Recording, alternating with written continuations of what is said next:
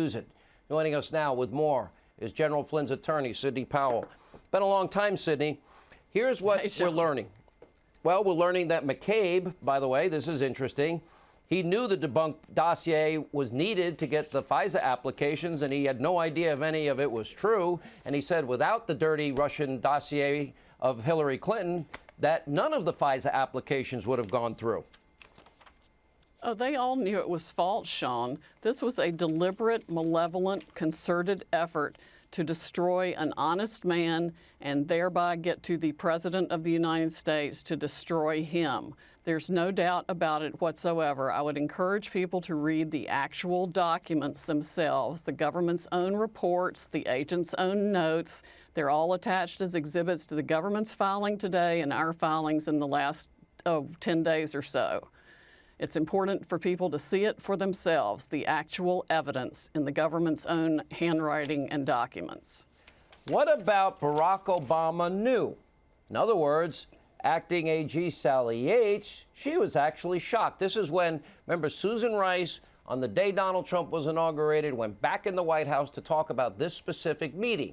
And in this meeting, Barack Obama said he knew all about this and you know, all the details of the call with General Flynn and his soon-to-be counterpart, which, interestingly, Rice and Samantha Powers admit they talked to their counterparts before they got into office, which would be a normal course of duty. But Sally Yates talking about all the people in the meeting, including Vice President Biden, including Jim Comey and others that were there. Clapper and Brennan. Clapper, Brennan are there, that Obama knew the details of the wiretap against General Flynn. Now, who would have told Barack Obama? And I'd like to know what he knew and when he knew it. I want to know what Biden knew and when he knew it.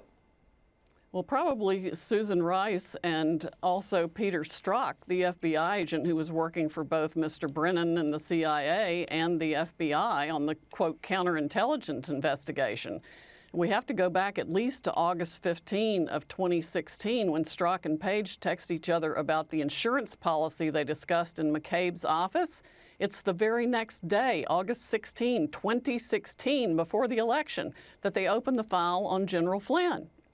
And it's the day after that they slipped the agent into the presidential briefing in complete breach of trust that's supposed to exist there for a presidential briefing to spy on General Flynn because he is there with President Trump for that briefing.